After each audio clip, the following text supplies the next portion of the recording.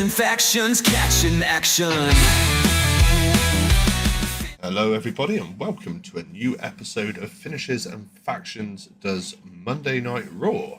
This week, as part of the European tour, we are in Brussels, Belgium in the Forest National Arena with a slight change on commentary this week. We've got Michael Cole and Corey Graves, but I'll tell you one place there hasn't been a change in commentary.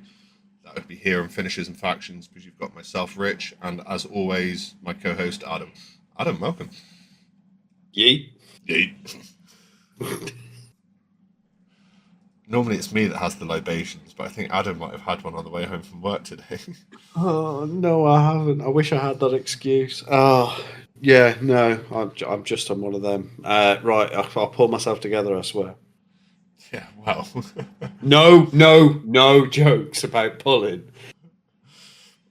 Not live on Finishes and Factions. You wouldn't get a joke like that. One thing we did get a little joke about at some point this evening, I will say, is I'm sure there's going to be a lot of jokes made about. Well, I've seen a lot of jokes on social media made about the first promo of the night, which was a bit of an interesting one. To say the least, sorry. Yeah, I mean, we started off with a VT promo, just basically recapping that little known secret about that heel turn that we all sort of might have heard of at some point. Yes, the John Cena heel turn at Elimination Chamber. I don't know how many times I have seen the clip of Cena kicking Cody in the nuts, because I obviously some days or some weeks we're a little bit behind programming due to personal real life stuff going on. I was at work the morning after Elimination Chamber, so all I had seen for the entire shift was Cody getting kicked in the gonads. That was the only clip I was allowing myself to watch, because it was the first one that popped up on social media, and I was not getting any more spoilers. Fair enough. Why not? But we went from that VT promo to an in-ring promo. We did. An in-ring promo from the man that everyone can now see, Mr. John Cena. We can see, and Cody Rhodes has definitely felt. Well, yeah, definitely. But it's not... So this was what we were all speculating about, and a lot of people on social media have been speculating as well, is Cena had mentioned that when he had his previous opportunity to turn heel, he had a whole new set of merch, whole new entrance, laid out a whole new ring gear, whole shebang. But we didn't actually get any of that. We got the same music, we got the same corny t-shirts. Granted, this one was in the colours of the Belgian flag, because we are in Belgium this week, with the same corny "this is the last time" sort of slogan on it that we have seen. The only difference we got really was he walked to the ring rather than sprinted. And it was a very sort of lack of the normal, like it wasn't energy. It wasn't the entrance that we've come to know John Cena for, sort of thing. It was very lacking in his normal energy level, enthusiasm. There was just completely devoid of heart. Yeah, and he came walking out to a whole series of "Let's go Cena, Cena sucks" chants from the Brussels crowd. And I'm just going to throw this out there as well, that it is normally the same on every European tour, but the crowd in Brussels set the absolute standard for WWE Universe members throughout the world. As the crowd throughout this night of wrestling and this programming was absolutely incredible. Like, there were times where the crowd took over from what the show was doing, and the show had to stop and wait for the crowd to kind of calm its shit before they carried back on. Well, I've said for a very long time is that American crowds get it all the livelong year. Yes. The American wrestling scene is Saturated. the best in the world. But it is very, very saturated. and they sort of take it for granted a little bit. I feel. Don't get me wrong. I'm not calling the Americans bad fans in any way, shape, or form, because the Americans, without their fan base, we wouldn't have WWE No. realistically. However, in saying that, it is a very much a case that the European fans and everyone else around the world, because we don't get it anywhere near as regularly, Made the most we of it. appreciate it a little bit more. Definitely. I think it's also something to be said about the fact that European arenas are generally smaller. Yes. So what we hear as a loud crowd reaction may be on par with like standard American reactions, but because Americans have so much more space to fill with sound, it comes across as lesser. Oh, I would completely agree with that as well. Um, but yeah, no, there were definitely a few times within this segment that the crowd definitely heard more than they weren't. Actually, to the point where Cena at the start puts his mic down and goes to leave before he gets booed that badly, he picks it back up. And he does that twice. In fairness, He is that does. there's two occasions where he literally drops his mic and goes to leave the ring in a very Solo Sikoa-esque fashion. Yes. Very good. Actually, that's a good comparison, to be fair. It's not something I thought In fairness, it's only something I thought of just now. of. But yeah, sort of wanting to very much making the impression that he was going to leave without saying a word, bearing in mind this is the first time we've seen him since Elimination Chamber. He has not been seen on any programming for We've not even had a WWE VT since. or like a WWE. I'm going to come and do this or I'm going to do that sort of thing on video. We've not had anything.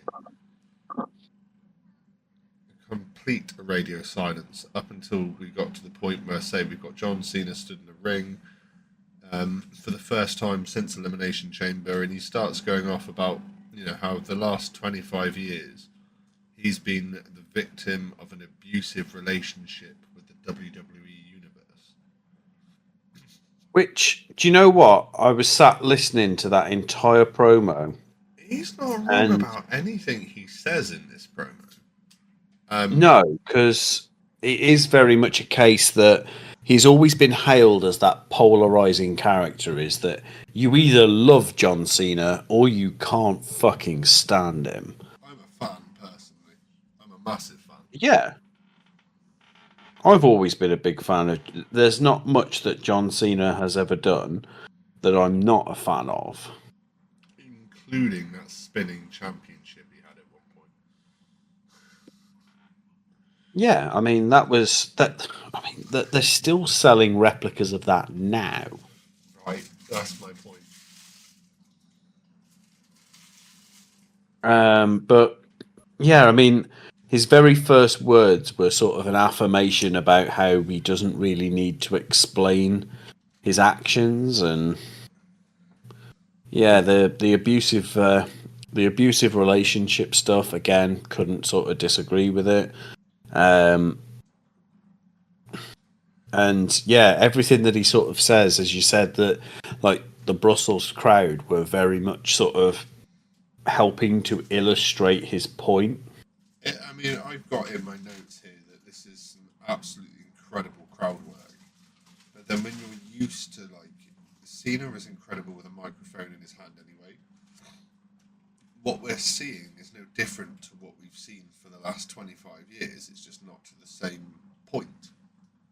So we're still getting that good, amazing quality mic work that we would have had even if he'd have stayed on a face rep.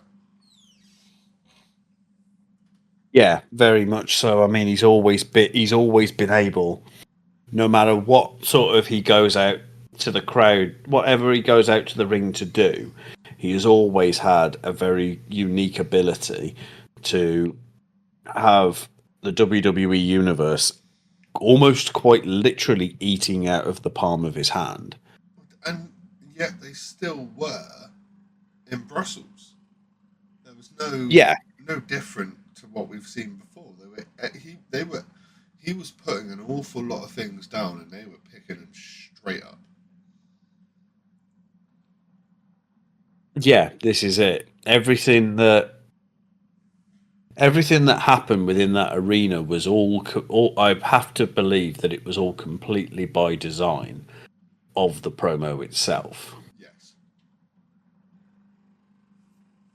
Um, Yeah, no, I completely agree with the fact that he said that he got the exact reaction he wanted, and he knew he was going to get it by wording it the way he did. I mean, he even but made reference to the fact that he's been the butt of an invisible joke for the last 15 years. And, you know, all the things that the WWE Universe have done with him, he's mentioned in this point. I admit though, the one person I felt sorry for within this entire promo wasn't John Cena. Who was it? It was the poor kid that he picked on. Oh, yeah, he rinsed that man. He did not have to do him like that at all. Like, he's done some people hard over the years. Like, I remember that segment he did with Roman Reigns, and he explained to him about how it's a promo, and if he wanted to make it, he had to learn how to cut one. You know, and he's done a few superstars dirty over the last 25 years, but he made that kid look like nothing. Absolutely destroyed the poor kid. Yeah, and on social media over the last few days, I've seen that like the look on that kid's face. Oh my god. The thing is, though, he's now got bragging rights at school for the rest of his life. Remember when John Cena did his farewell tour? Yes, mate, I do. But you know the kid that he ripped the fuck out of in Brussels?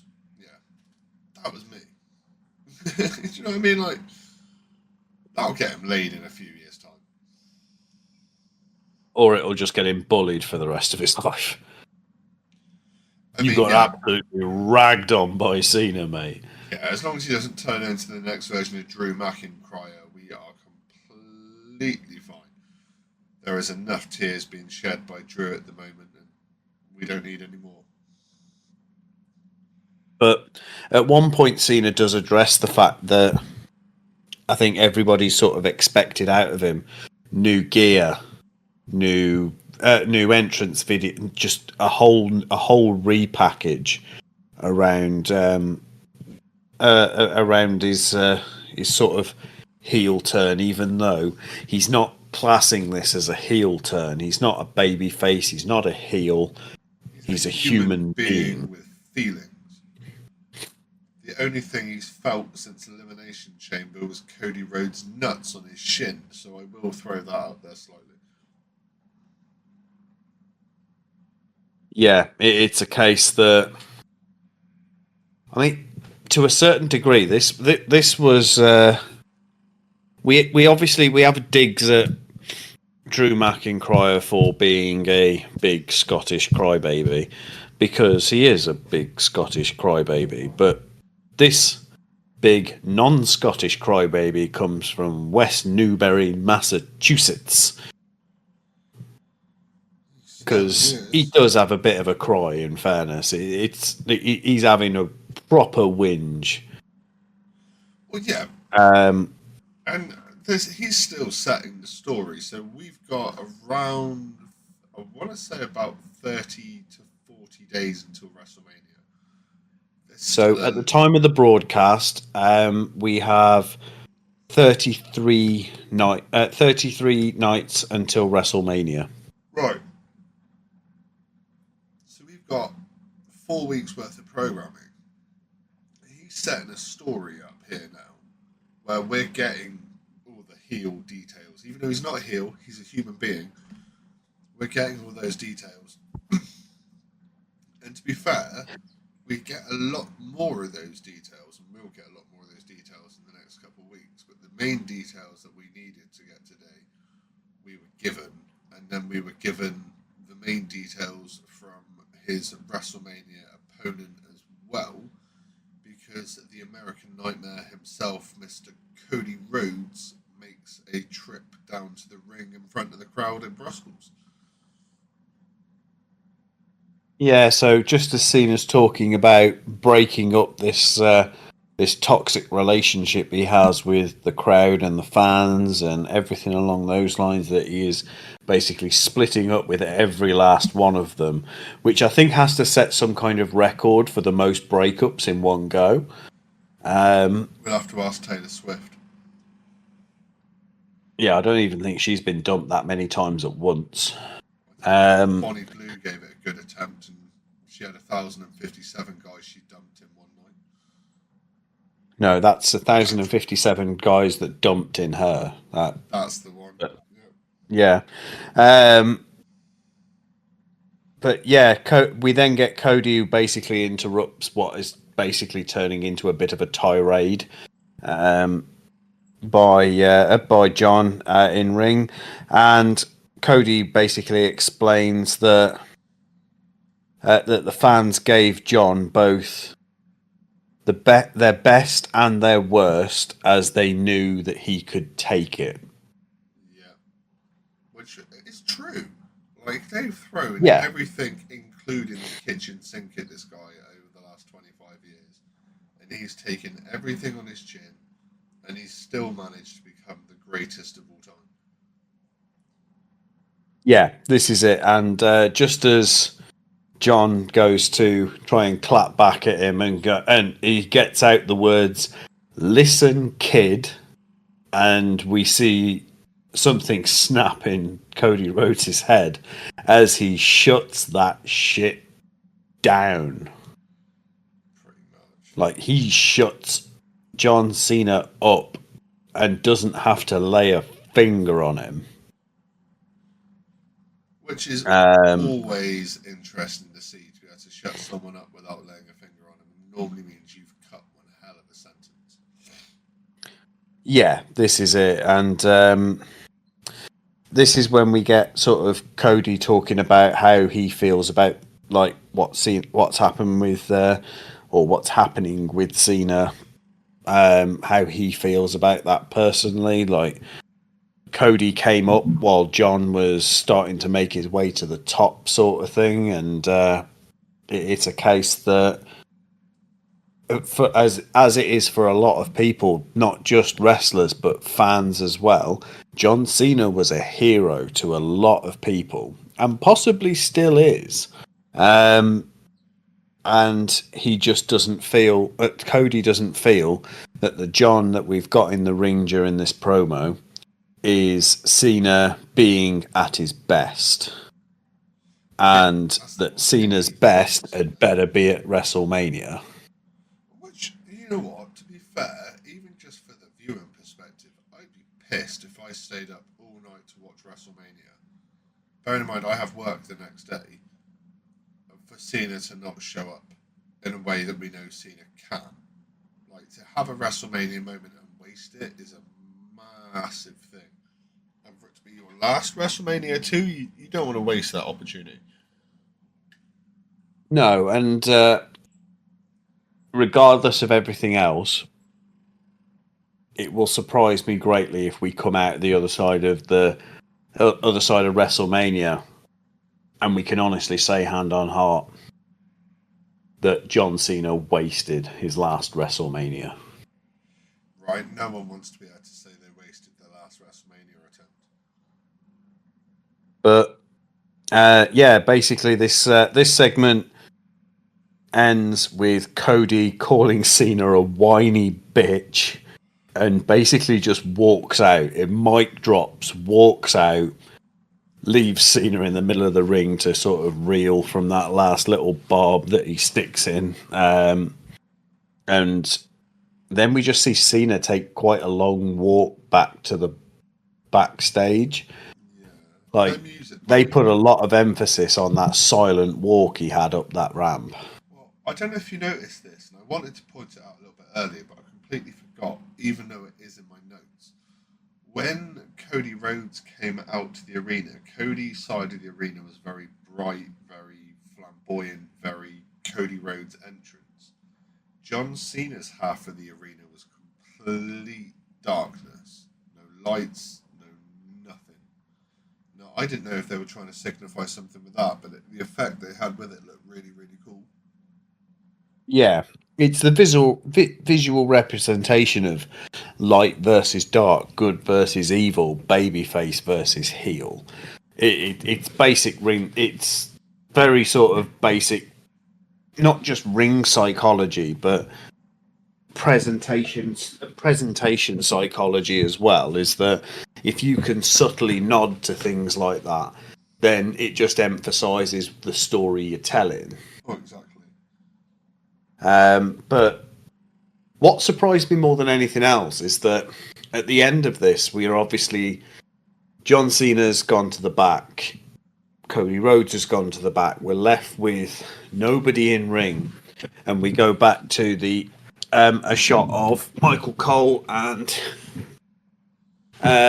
Corey Graves, and we see. I keep wanting to call him Cody Graves, and I don't know why. But yeah, I'm going to get it wrong at some point, and I know it's going to happen. But we actually see Michael Cole, who, on and off, I'm not going to say for 20 years solid, he's been a supporter of John Cena. Behind the scenes, probably, but as his character, I'm pretty sure he was taking shots at John Cena during his coal miner gimmick. Probably. We actually see him sort of get hot around the promo that he's just witnessed at the same time as all of us have. Yeah, he's quite physically pissed off about it as well. He's not happy about this whole situation, is he? He calls Cena an irrational prick. Exactly.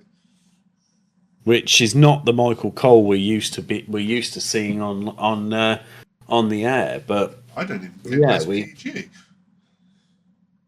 My bad. My bad.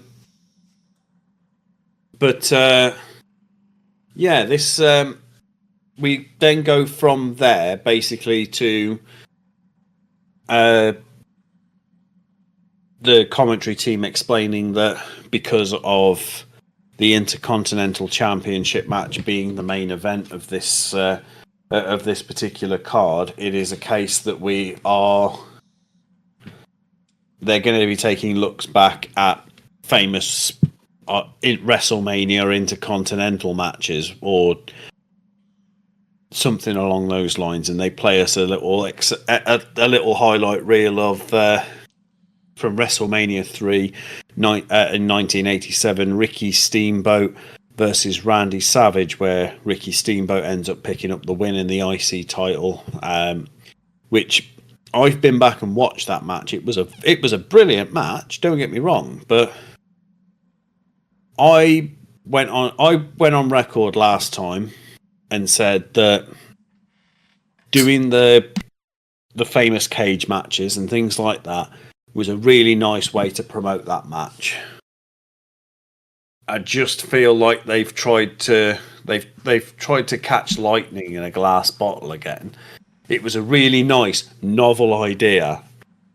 Don't need to repeat this idea again on this week's episode. So it didn't really catch me in the same way that the famous cage match thing did. No.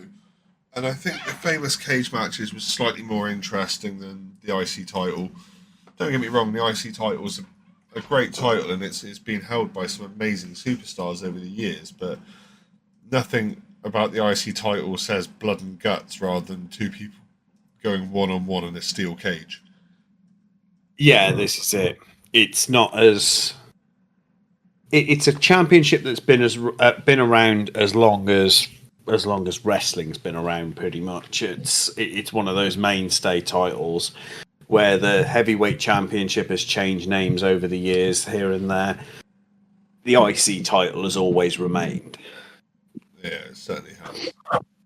And it's not one that's going anywhere anytime soon. But yeah, just didn't didn't enjoy this segment as much as I did with the famous cage matches. Just a personal opinion. But then we went into our first match, which was a no holds barred match between Ludwig Kaiser and Mr. No Fear himself, or should I say, Senor No Fear, Enter. Yes, Seattle. Maeda. It's this I really enjoyed this match. I'm not gonna lie to you. On paper, it doesn't look like it's going to be too good. Especially when you throw in the fact that it's a no holds barred, which means it's no DQ as well. That kind of raised the stakes a little bit for me, made it a little bit more interesting. But I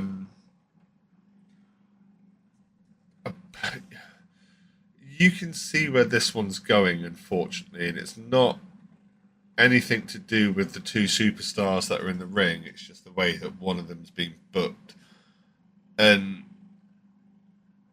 I couldn't see that changing any time in this match. So it was definitely one of those sort of matches where I enjoyed watching it. The fan in me definitely enjoyed it.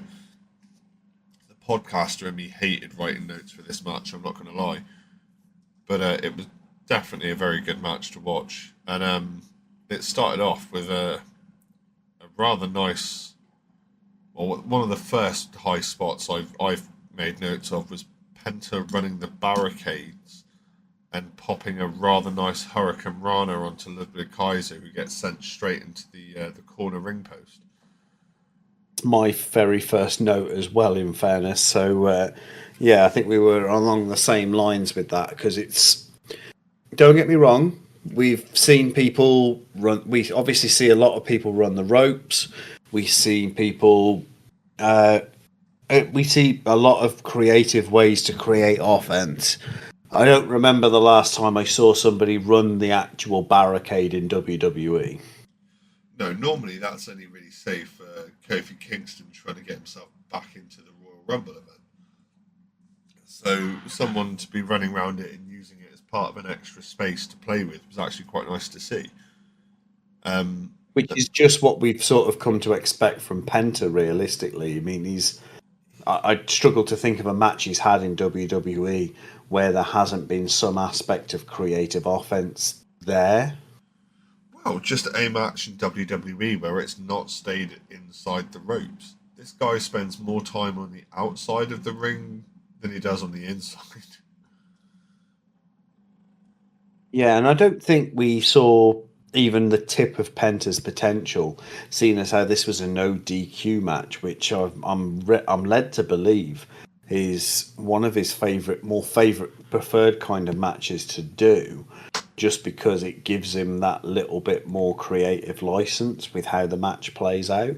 Well, yeah, no DQ means you get to break all the rules. You get to pull out tables and chairs and, the occasional kendo stick and trash can. And, there's always an announce table that can be put through. Having said that, realistically, the only weapon that was ever brought into play was a chair. Yes, it was, which was quite disappointing, to be fair. Because, like I said, there's so many different things they could have used to beat the living shizzle out of each other. And the chair was brought in and used, but not as effectively as it could have been. See, I actually found it quite refreshing that just because what you can see in any sort of no DQ match is if weapons are involved, if weapons are allowed, you will see them come out at every opportunity. And in some cases, I'm going to actually use the Sami Zayn, Kevin Owens. Oh, that was too many. Too many It's weapons. too much. Like the majority of my notes for that match between Kevin Owens and Sami Zayn was, oh, we got this weapon next, then this one was used, and this one was used. I wasn't looking out for spots. Personally, when Chelsea Green had that street fight against Mishin, like Mishin came out with that massive bin full of toys. I say toys, they were weapons. It makes it sound like she's walking out with a fucking massive bin full of dildos on the way to the ring. But I mean, that would have been an interesting match. yeah, but it's no longer the early '90s, and bra panties matches are not allowed, so we cannot throw dildos. I'm pretty at sure kids. in the early. I was going to say, I'm pretty sure in the early '90s, those sorts of matches were reserved for dark matches, and that was that was a dark match that took place after all the kids went home. More commonly known, instead of using the ring, that was Vince McMahon's office. They recorded those dark matches in. Well, no, I'm pretty sure probably a few of them used that ring. Yeah, more than likely. More than likely. But no one got hit with any rubber in this match. But some people, both Ludwig Kaiser and Penta, got absolutely smashed by their opponents with a steel chair multiple times. And the chair was not going to be the end of it at all, as Penta used the chair as an opportunity to hit a Mexican destroyer from the top rope on top of to the steel chair, sending Ludwig Kaiser. Well, I personally think that Kaiser may have been slightly dizzy by the time he got up after this match, because that Mexican destroyer hit so smoothly. It was unreal. Yeah, 100%. It was beautifully done. I mean, one of the other moves I took note of during this match was Kaiser hitting a Death Valley driver on the announce desk. Now that happened quite early on. It did. I did make note of that, and I did make the note there was a second Death Valley driver a little bit later as well. But yeah, I mean, you knew for a fact, like I said at the start, this match was going to be a good one purely for how they've booked Penta. And Penta's had, I think he's 5-0 at the moment when it comes to singles matches in WWE's. He has only lost one match, and he didn't technically lose it. No, that was the triple threat when Ludwig Kaiser beat Pete Dunne. Yeah. Yeah, so, but what I'm saying is, I think he's in singles matches, he's 5-0. I think. Oh, yeah, he's undefeated in WWE in singles matches so far. Yeah, that triple threat doesn't really count as such, because he was defeated, but he wasn't pinned. So he was like the spare dick in a porn studio at the end of that match. I mean, I've watched enough porn to know that there's very rarely a spare dick in a porn studio.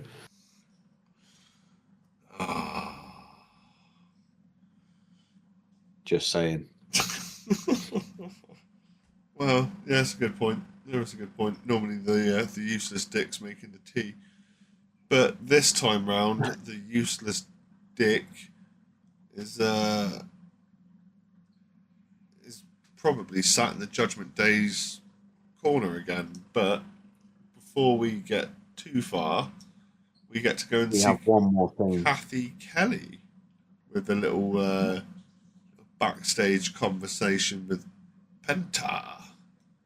It wasn't even backstage. It was ringside, where basically she does an interview with Penta, and we've seen this happen a couple of times with Penta, where he'll have a post-match interview. And in fairness, they're always very emphatic. They always get the crowd going. So I'm not going to take anything away from him with that. However, it comes back to this point that I seem to make quite a lot is that making cutting a promo in English is all well and good, provided you have the command of the language. Yeah, Penta is struggling a little bit with that aspect of his promotional skills. But then you'll notice over the course of wrestling history that a lot of the Mexican wrestlers struggle quite a lot with the promo abilities because of the language barrier. The only one that I can think of recently that didn't hold too much of an effort with it was Alberto Del Rio, and he was reasonably sort of like, you can understand what he was trying to say. Yes, very true, but Unlike yeah, his little, I was going to say amigo then, but was it Rodriguez or whatever it was? The guy who was Alberto's ring announcer. yeah, that's it. Ricardo Rodriguez. That's the one. I wanted to go with Carlos, but I don't know why. I wonder if it probably completely unrelated, but I wonder if Ricardo Rodriguez, the ring announcer for Alberto Del Rio, is in any way related to Raquel Rodriguez of the Judgment Day. I mean, Or Ricardo maybe is I'm a. just thinking about it a little bit too much. I'm pretty sure Rodriguez might possibly be the Mexican version of like Smith. So, or like, yeah, I'm pretty sure it's one of those quite common surnames. Quite possibly. Anyway, digressing, well off subject. I mean, Penta during his ringside interview basically declares himself for the Intercontinental Championship, which it sort of surprised me and didn't surprise me at the same time. we knew he We was knew going to he was. start going for gold at some point, but Bron Breakker? Really?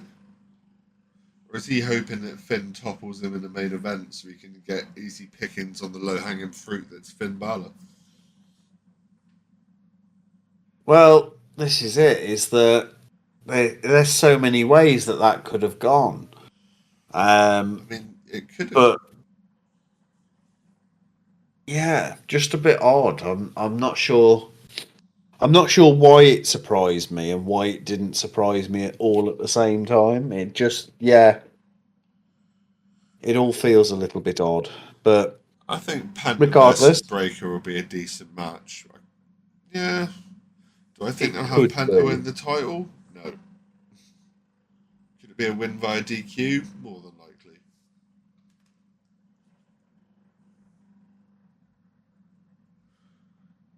Yeah, very much so. But I mean, you happen to mention that you happen to mention the Judgment Day earlier on, as I have as well. And the next segment is a backstage promo for the Judgment Day. Now, I don't think they were in their sort of normal clubhouse setting, but they'd found themselves somewhere. And from what I can remember, Carlito, we are first open to Carlito apparently adding to the artwork on the walls, while Liv and Raquel are discussing their upcoming match and are joined very swiftly by Finn Balor, who seems to be in quite a good mood for once, actually. I think Finn Balor got laid because that's the only time we see him in a decent mood. I mean, you'd have to assume that. Well, yeah, I mean, But the last few weeks he's been very, very caged off and very pissed off, and now all of a sudden Finn Balor's the happiest guy in the world. I know what normally makes me change my mood like that, and it's definitely, well, yeah. I say I don't remember the last time you had an Intercontinental Championship match. You'd be surprised. No, I'm fuck assing around. I don't even think I know what to do in a wrestling match, mate. I'm pretty sure I'd know exactly what to do. After I've shit myself, that's it. Yeah, I'd do what Steve-O did when he got in the ring with Umaga. I'd just lay there and hope he thought I was dead. Could be worse. Could do what Hornswoggle did and set himself up for a spot in the middle of in the ring where he was hiding under the ring for pretty much the entire show and fell asleep. Yeah, that was fucking hilarious. But yes, anyway, we have all three, Liv, Raquel, and Finn, all talking about their upcoming matches. Where then we see Dom join in and an unusually warm response from Finn Balor to Dom Mysterio, but I'm guessing that has something to do with the fact that Dom was the one that Got him his set up IC match. set up the IC match for him. Well, yeah. Uh, that was we're so used to Dom trying to do things for himself. The fact that he went out of his way to help Finn get that match was quite interesting. There's got to be an alternative angle to it, though. Yeah, we said this last week. Is that there was something about the way that something about Dom's facial expression, his body language, made me think that that he's definitely up to something. I mean, I still think he's up to something. I struggle to remember a time when I didn't think he was up to something. Um, Well, but normally he's yeah, sucking up to something or someone.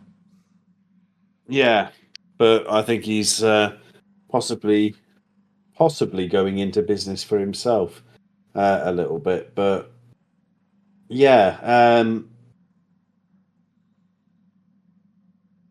Dom chooses this moment, however, instead of enjoying the time when they're all getting on, to float the idea that he's actually come up with a name of somebody who could be joining the Judgment Day, and yeah, apparently it couldn't have been more poorly timed, as the name that he comes up with is Penta.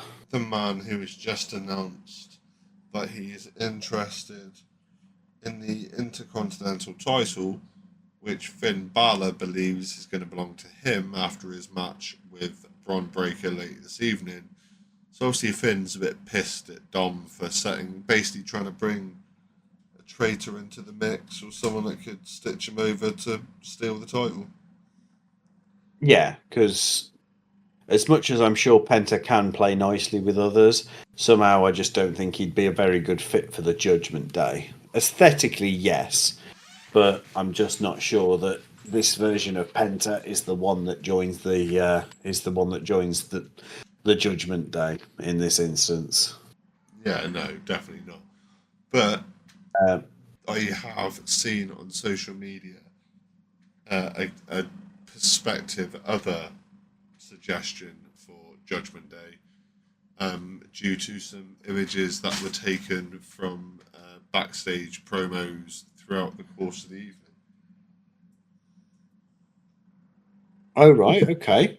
Do So tell. there is a promo. Well, it's not a promo as such. There's an interview at some point between someone backstage, and I'm just trying to find out who it is now. I think it's right. So yeah, as Kathy, it's not Kathy Kelly. There is an interview somewhere where someone is talking to a wrestler backstage, and in the background, I'm just trying to see where I put my note.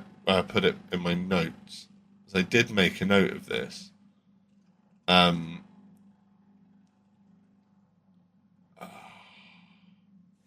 Oh, this isn't the image of Dom basically Mysterio talking to talking to Karrion Carrying Cross, is Cross. it? Yeah, that is the So one. this wasn't from this week. This was last week. We saw this. I remember spotting it, but I don't remember if I actually made a note of it or not. But Yes, it 'cause was last Karrion week that we Cross was saw it. dressed up like AJ Styles with his hair in the background. So I Yeah. saw Carrion and just thought, oh, he's going to be involved with AJ this evening because of his haircut. Didn't think about who it was he was talking to. But yeah, he was having a deep conversation with Dom and Liv Morgan. So we could end up seeing Carrion Cross be pulled towards Judgment Day or to help some Judgment Day members out at some Well, point. any sort of faction that Karrion Cross was building seems to have either have been given their release Fucked off to SmackDown. or fucked off to SmackDown. Yeah. So Karrion Cross is finding himself very much the loner at the moment. Although I think we see him a little bit later on as it goes. So we might be seeing him being built towards something else at some point. Carrying Cross is Raw's version of The Miz. A loner with no friends. Which is ironic, really, when you think that they were both aligned at one point. They were with each other. Yeah. But anyway, regardless, we'll move on because we go into our second match here, which is a women's singles match, which sees Ivy Nile versus Dakota Kai. Yeah, so we had a little like a little VT before this started of wasn't even a VT as such. It was basically just Dakota Kai and her damage control teammate Io Sky backstage with Io basically just wishing her luck, I'm guessing, and pushing her towards the ring. And then yeah, so we get Dakota Kai and Ivy Nile in the ring. My notes for this match are very lacking. I don't have anything up until the interruption.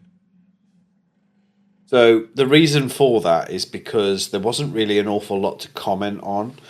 Ivy Nile is very much in control of this match up to this point. I mean, she is very much the dominant person in this match. But it wasn't a long match by any stretch of the imagination. Because Ivy Nile came to the ring accompanied by her American-made comrades in the Creed brothers, and eventually Chad Gable, who came sprinting down. First time he's been seen with American-made since making his return. And yeah, he just... It didn't go. None of this, I think, went to Ivy Nile and American Maid's plan. Realistically, I would agree with that pretty much. yeah. So Chad Gable attempts a distraction, and Ivy Nile just can't seem to do enough to sort of take advantage of it and secure the win.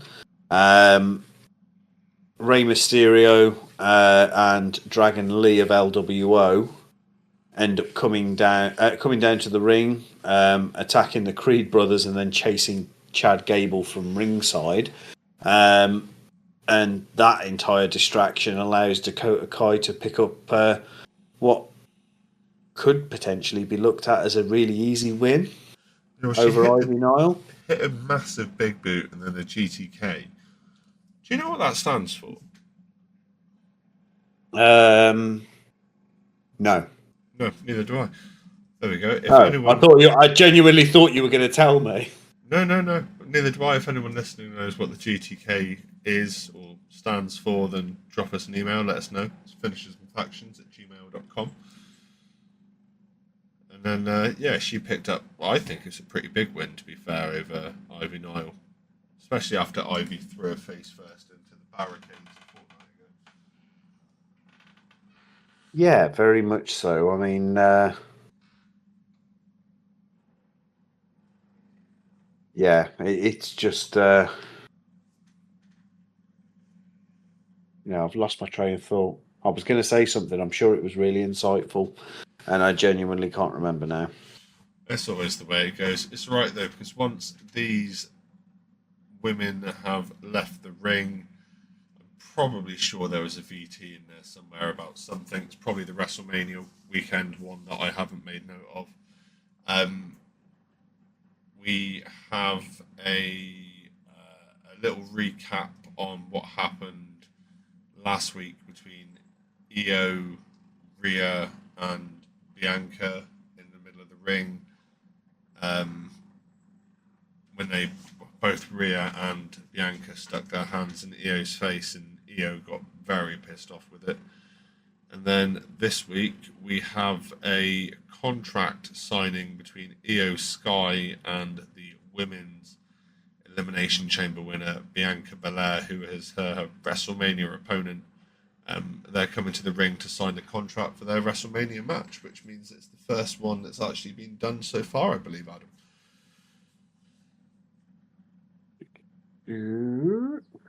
Yes, so first contract signing, certainly, or first contract signing of this WrestleMania that we've been allowed to see.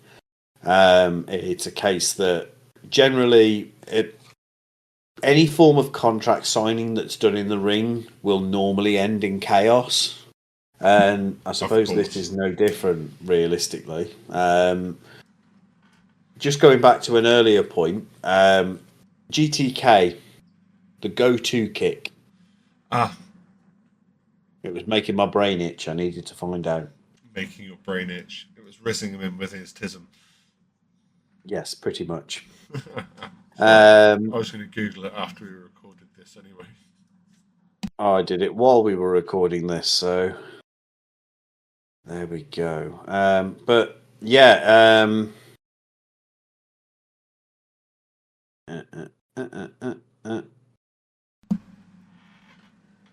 yeah. Adam's having to try and swap notebooks because he ran out of space in one and had to restart his notes in a new book, so you'll have to bear with him a second. Yeah, pretty much. Yeah, so we had Io Sky and Bianca Belair out to sign their Mania contracts with Adam Pearce overseeing. Very rare of us to see Adam Pearce in the ring, let alone on camera. He's got to be the laziest general manager there is, to be fair. He seems to be the most John Cena of general managers, in the sense that we can't see him. Well, we saw more of the anonymous general Raw manager than we see of Adam Pearce some weeks. So, yeah, no, definitely, he's a slack motherfucker. And he's got his work set out with him today. This, like, 100%. like Adam says, if a contract signing is going off in the ring, it is not going down without a hitch. And it starts off really actually quite tamely, to be fair. It starts with Io saying that, you know, both Rhea and Bianca won't be disrespecting her again because she's the women's world champion. And after WrestleMania, in a really high-pitched voice, she will still be the women's wrestling champion. And she signs her contract. Like, she signs it, it's done. Io said what she's got to say. To her now, it's what happens in the ring at WrestleMania happens at WrestleMania. Bianca Belair was the one that sort of had some cojones on her this week, because she actually goes to Sky and says, "Do you know what? I'm going to give you a pass for slapping me last week." I was like, "No, I think you should thank your lucky fucking stars. That isn't all she did." I mean, to be fair, I don't rate much of Io anyway. So, I mean, granted, she's the women's champion. I think Rhea was a better choice. Slightly more talented and whatever, but I'll give Io her due. We'll see what she can do. Yeah, like you say, Bianca gives her a bit of cojones, saying that past won't be happening again. Basically, she's the EST, and after WrestleMania, she'll be the champion, and signs the contract. At which Adam Pearce says it's official, and then we get to hear someone's brutality as Rhea's music hits and Rhea Ripley comes, I was going to say running out, but it's more of a pissed off stomp. Yeah, she still manages to cover a lot of ground with not a lot of effort, sort of thing. So it's one of those, like, fuck's sake, the dog's just pissed on the carpet, we're going for a walk, you prick. Right, and that fast pace, like, fuck you, you dickhead, we're doing it, now I want to do it, yeah, because you pissed on me floor sort of job. It's a very specific example. Oh, that's because my dog used to like doing it, and he enjoyed the fast-paced walks. So if he pissed on the floor, I took him for the walk, and then he got the fast-paced walk that he wanted, where the kids couldn't quite go as fast as he wanted. Fair enough.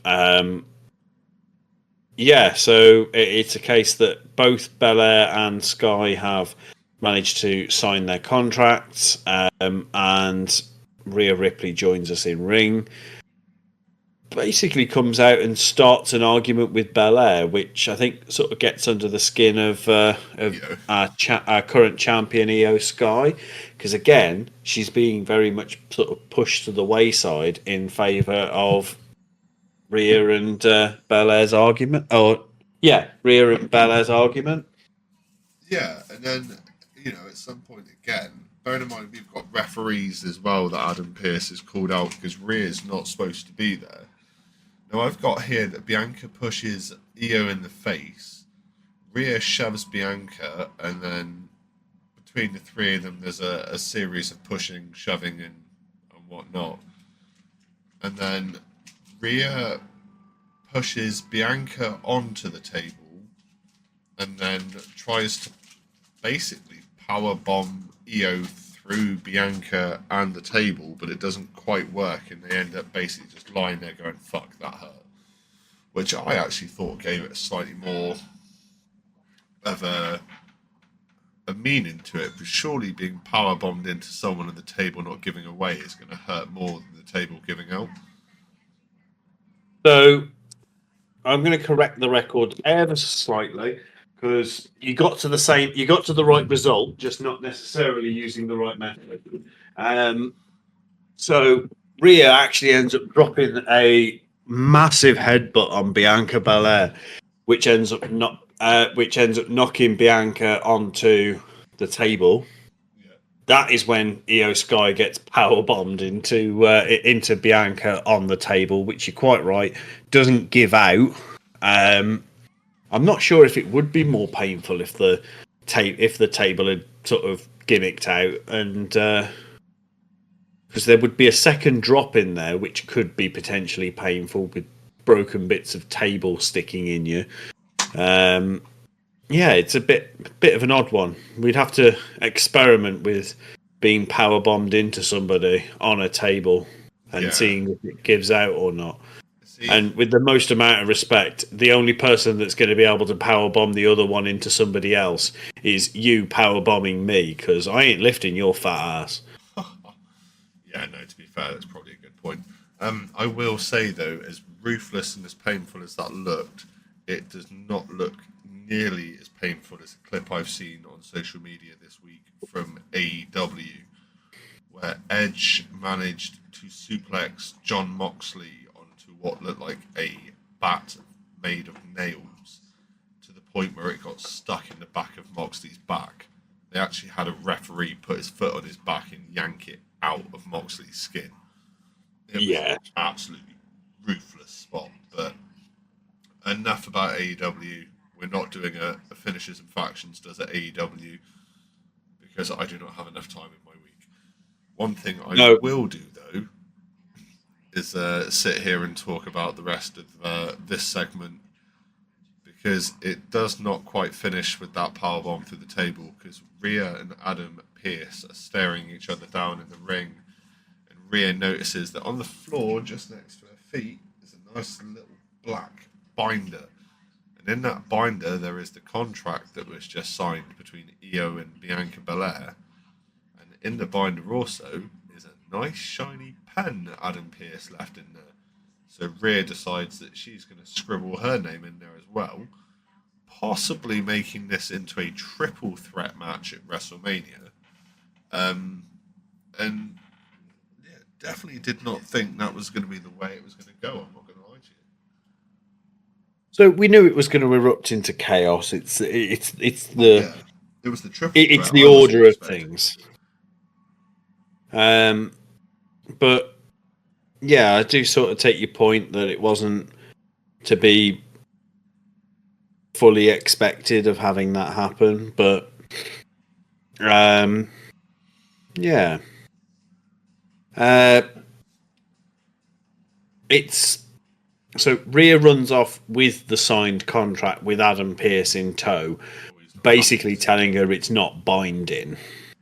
Oh, and she's basically not having any of it. As far as she's concerned, that contract has got 3 names on it, and that's how it's going to stay. I mean, if she actually manages to pull it off, why the fuck not? It'd be the heist of the century if she gets her title back at WrestleMania in a match that she shouldn't have even been in. Yeah, precisely. Eat your heart out. We'll come to him a little bit later on, I think. But for now, we go from that in-ring promo to... Well, we start off backstage for this next segment, as the next segment is a men's singles match between WrestleMania main event Jey Uso, Yeet, versus one half of A-Town Down Under, Austin Theory, who comes out with the other half. The other half of A-Town Down Under, Grayson Waller, was slapping last week. Yeah, this is it. And we start off with Jay backstage as he's making his way sort of to Gorilla, through Gorilla, and out into the crowd where he's doing his normal. Oh no, this isn't even normal. I'd sort of the promo that he seems to cut on the way out is. It felt very incoherent to me. I didn't really sort of get a massive amount of what was being said. I basically just put it down to him hyping himself up, going, no one really believes in me, but you know what? I've got this, and I'm going to cause Gunther some issues. And then goes out for a match with Austin Theory,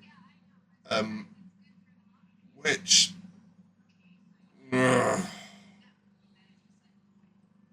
I mean, can we call this a match? I've got to admit, this wasn't modern day squash match. This was Vince McMahon squash match. This wasn't Austin Theory got squashed hard. Austin Theory got done it by Jey Uso faster than I can eat a bar of chocolate. Now, as Adam's already alluded to, I'm a little bit on the chunky side of life, and I can do a bar of chocolate pretty quickly, but that guy got squashed fucking incredibly fast. Yeah, I've seen things go through hydraulic presses that didn't get squashed as hard as Austin Theory, to the point that I really don't think it did Austin Theory any favors in any way, shape, or form.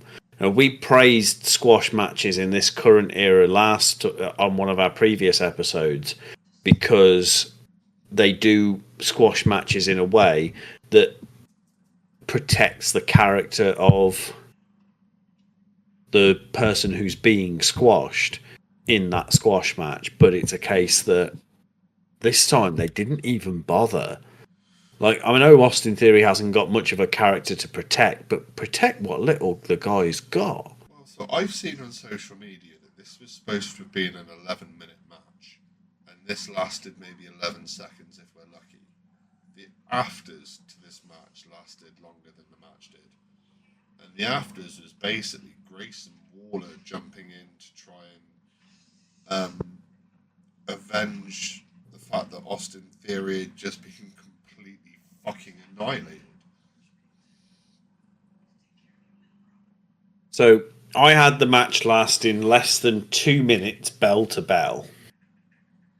I wouldn't. So from the opening bell to the closing bell, less than 2 minutes. All we had was a distraction from Waller to the referee, and then Theory ate a crossbody for a 3 count. That was pretty much it, with some rope running in the process of it.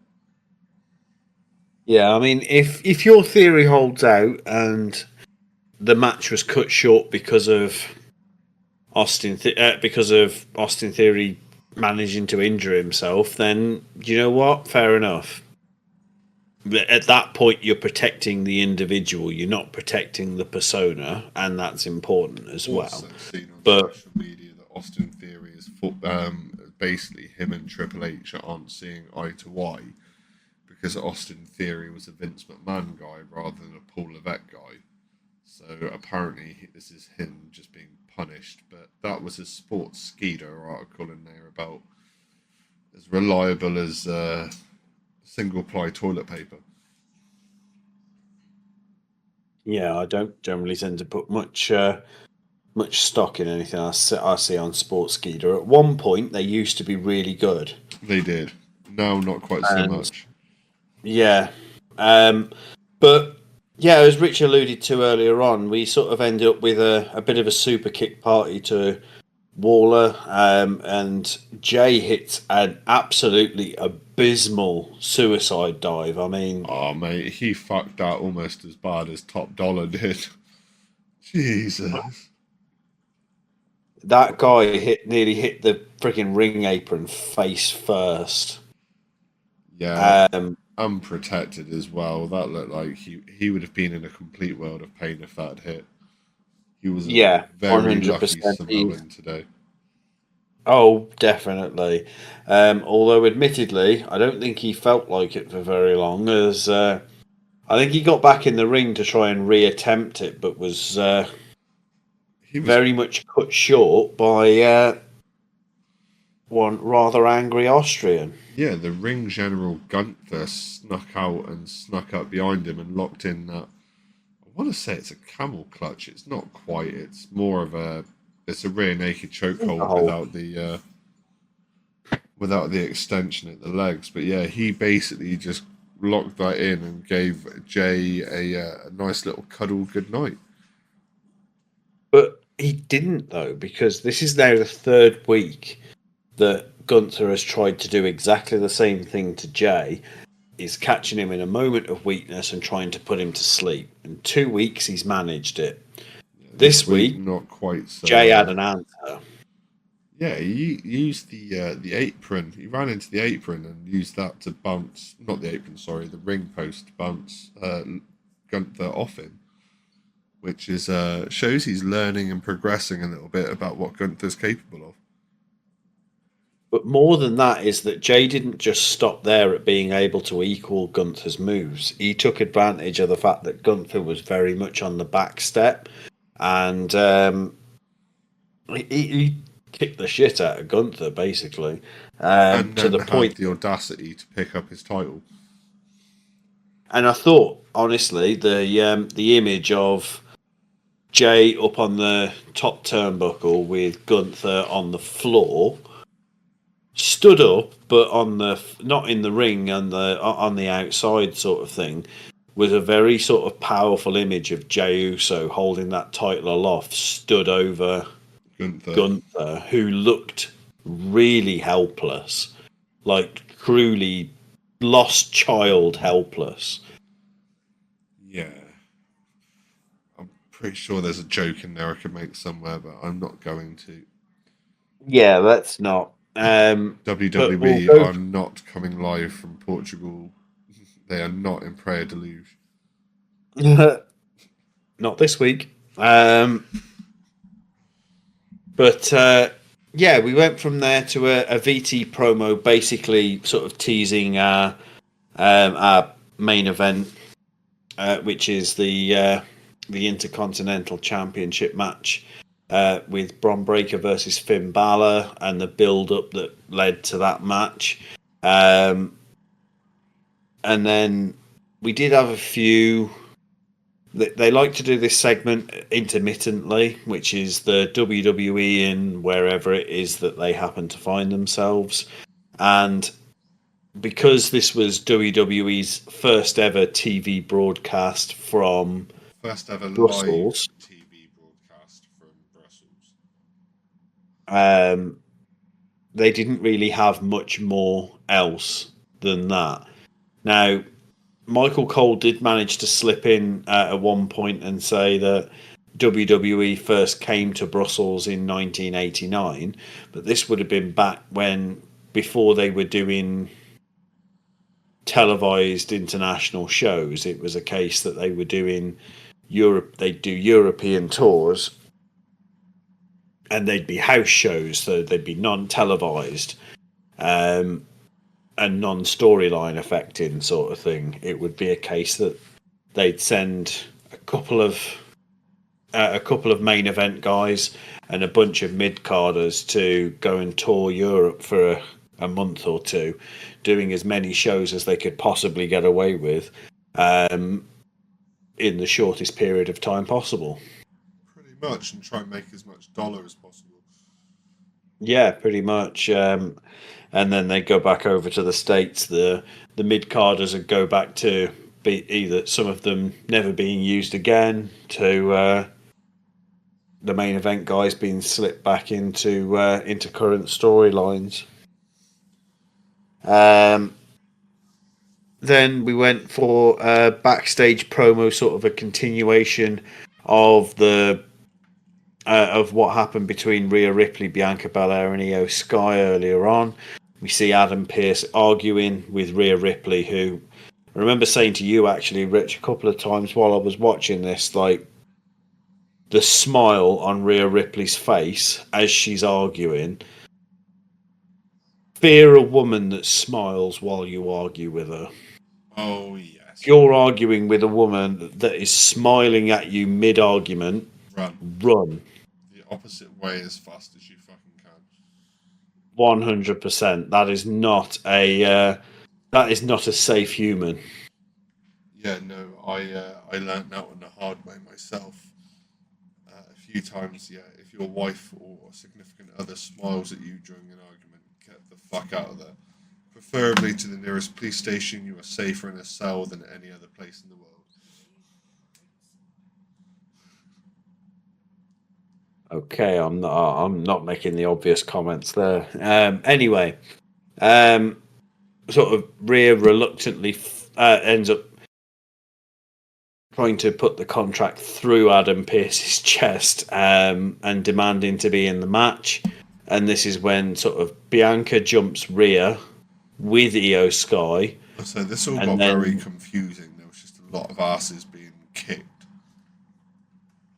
Yeah, very much so. So we had Bianca who jumps Rhea with Io Sky, and then Io and Bianca turn on one another, and then it just becomes an all-out brawl where Rhea Ripley ends up walking off, sort of the victor out of it all.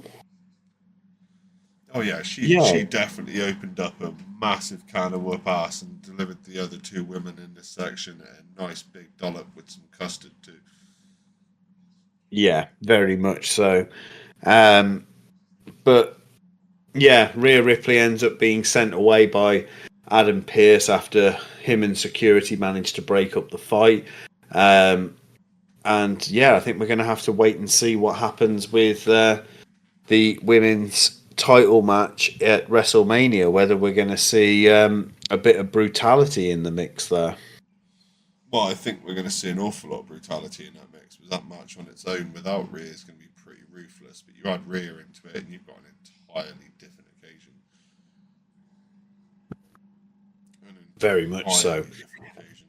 Which, talking about different occasions, the next occasion we have within this programming, and Adam will correct me if I'm wrong, as he always does, would be a tag team match, I believe. Yeah, so match 4 was a men's tag team match. Saw the LWO being represented by Dragon Lee and Rey Mysterio versus the Creed brothers of American Made. And this was another relatively short match. It was very short. I sort of, after how short the last match was with Jey Uso, if that wasn't planned as being that short, I sort of hoped that they would have fleshed out one of the other matches a little bit more and said, oh, do you know what? Actually, that match had to finish earlier. You've got an extra 5 minutes, go have fun. You've got an extra, 6 minutes to be able to make use of. Do with them what you want to. Yeah, and I think that probably could have benefited both of these tag teams a little bit more. Obviously, Ray's a Hall of Famer. He doesn't need any more of a boost. Dragon Lee probably could have had a little bit of a longer opportunity to showcase what his skills are. Because, yes, we've seen a reasonable amount of LWO in the last few weeks. We have seen mostly Ray do a lot of the work. Where with Julius and Brutus Creed from American Made, they tend to split it a lot more evenly. And they certainly, I felt they did with this match as well, kept it pretty split, while Ray did a majority of the work here. That's not to say that Dragon Lee was being lazy as such. I think it was just... I think the length of match, again, as you said, just didn't lend itself very well to everybody being able to get their shit in, basically. And yeah, the part of the reason... So the match itself felt quite rushed. We had LWO basically trying to hit as many different spots as they can. We saw Dragon Lee with a Hurricane Rana off the apron, where he's dived over the top rope for the second week in a row is where he's done that move. And I've got to admit, one of the most picture perfect 619s from Rey Mysterio I think I've ever witnessed in his career. Oh yeah, it was plumb on the chin, wasn't it? Oh, 100%. I don't think you could have, I don't think AI could have done that any better, to be No, quite not at all. honest.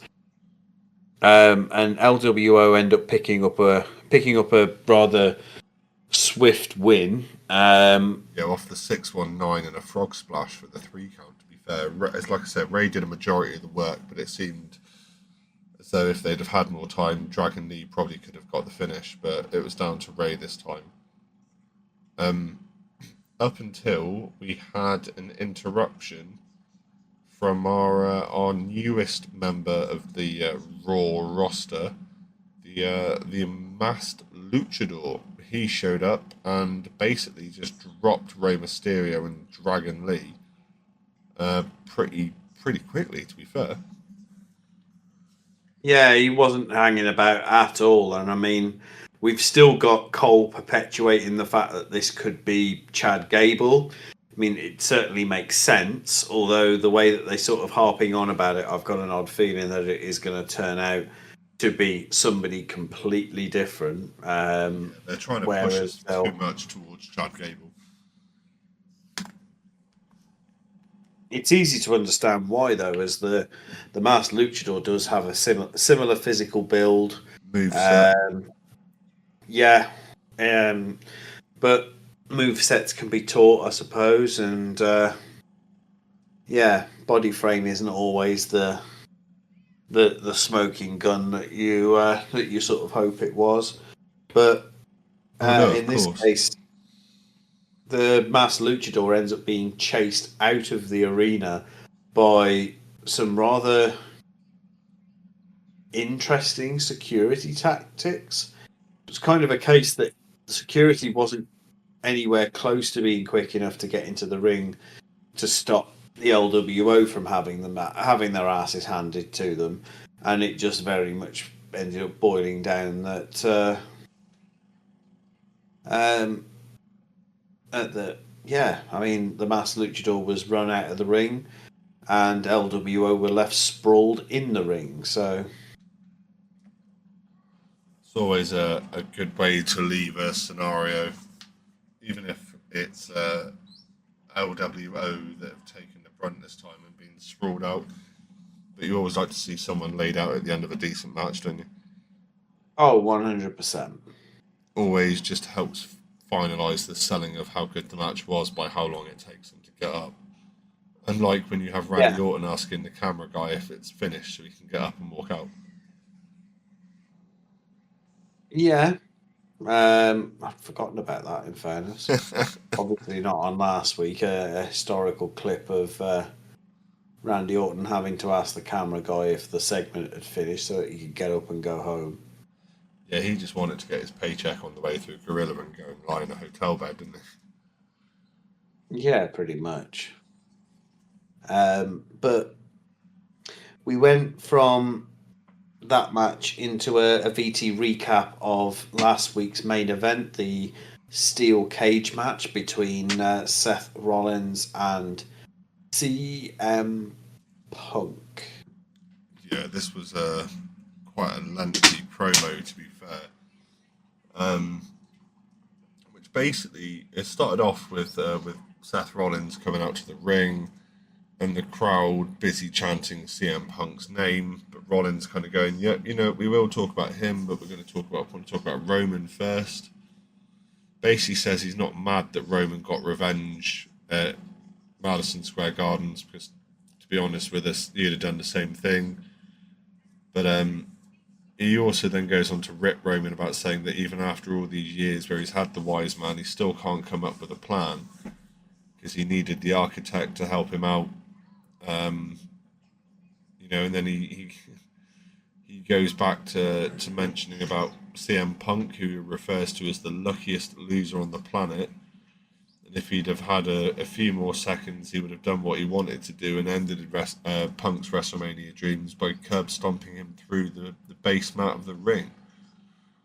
Now, Seth says that he's been left to clean up Roman's mess and he'll put him in his place on the way. And both Roman and the second City Saint, are on SmackDown on Friday in Italy, in Bologna, and he's debating on whether it's worth getting on a plane and making an appearance on SmackDown, sticking himself We eventually, right between Roman and Punk, which he decides he's actually going to do. yeah, decides by the end of the promo that actually, despite the cost, it's probably going to be worth doing regardless. We then go from that promo into a backstage interview where Kathy Kelly is interviewing AJ Styles about a recent appearance on Logan Paul's podcast. I mean, I wouldn't go on impulsive, but that's a personal preference. I'd go on there just to promote this podcast, and that would probably be about it. Yeah, see, I wouldn't have any interest in talking to Logan Paul. I'd have no interest in talking to him, but I don't have to talk to him to actually promote the thing. So, Yeah, if you want to find out more about what happened this week, just go to Finishers and Factions, available on Spotify and Amazon Prime Video. No, Amazon yeah, Prime pretty Video, much. Amazon Podcast. I wish we were on Amazon Prime Video. How cool would that be? Maybe someday. Someday we'll get there. Maybe.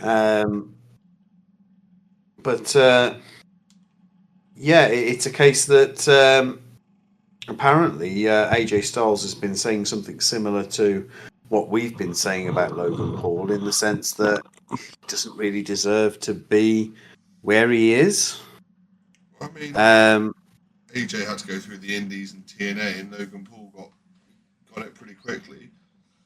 Carrying Cross, who comes in from the side, basically just accuses AJ of being jealous of Logan Paul.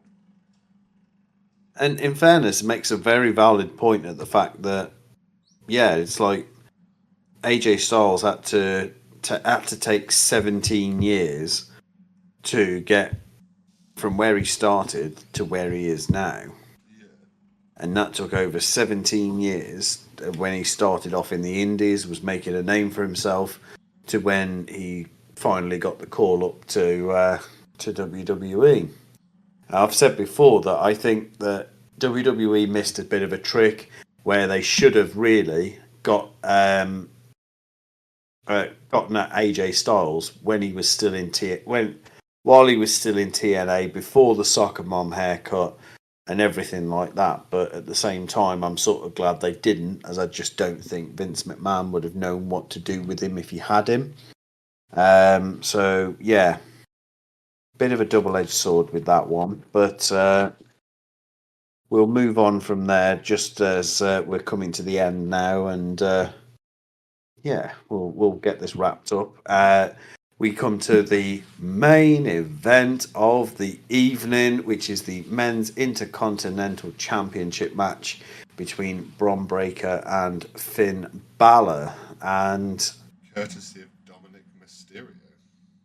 yeah, so Finn Balor ended up with this opportunity off the back of Dominic, I want to say, sweet talking Adam Pearce, but he could just as easily have been sucking him off. It's one of the two.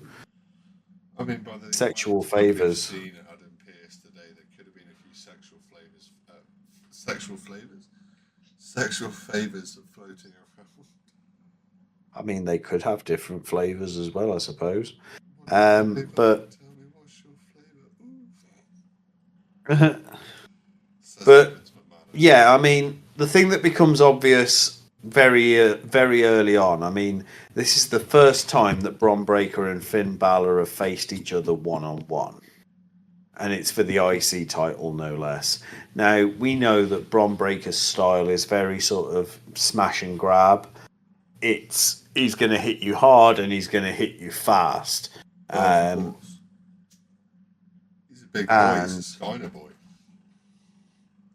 Yeah, this is it. And it's a case that Finn is not built in any... I mean, Finn is probably in some of the best shape of his life, realistically. The guy looks ripped as fuck, like Size-wise, 0% I've taken body count. shits bigger than Finn Balor. Yeah, but Tiny ass dude. he is, but the definition he's got is certainly impressive, but it means that he can't compete pound for pound with a Bron Breakker. I don't think there's anyone in there at the moment that can compete pound for pound with Bron Breakker. Even like Jacob Fatu and Braun Strowman, I think would struggle against Braun. Yeah, but Bron Breakker, unfortunately, is now getting a bit of a reputation as a bit of a one-trick pony, in my opinion. Yep. The guy hits you hard and fast, and that's all that's all that he seems to be able to do. You can put up a But it's half-decent gotten him. spear if he needs to.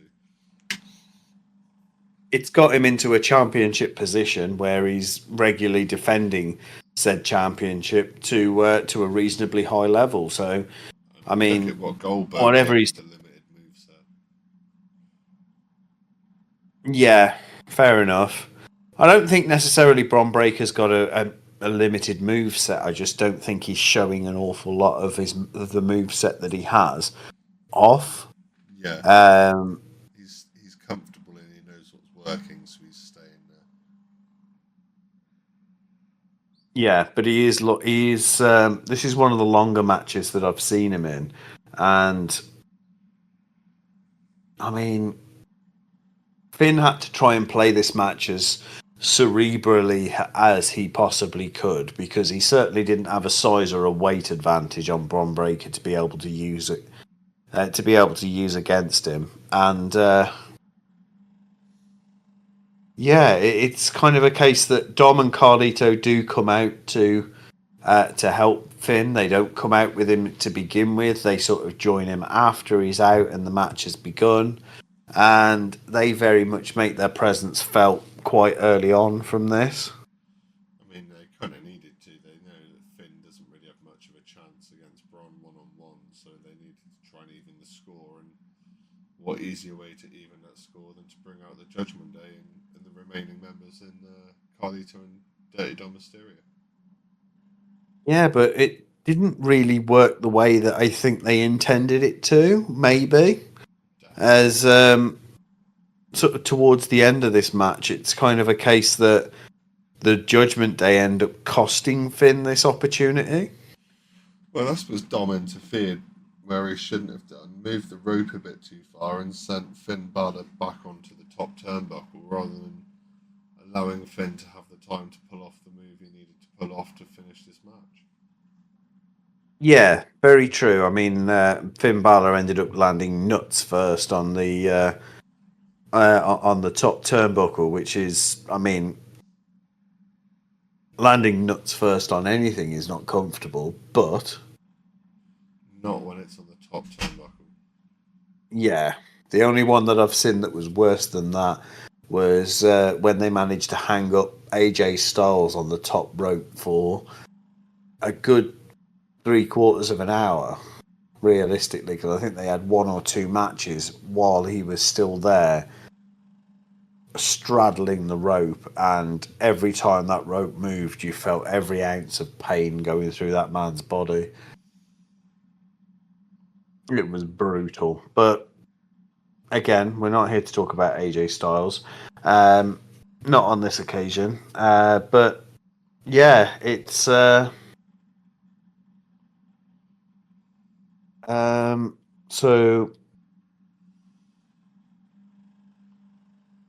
Finn Balor's plums take a shot, take a hammer in off the top turnbuckle.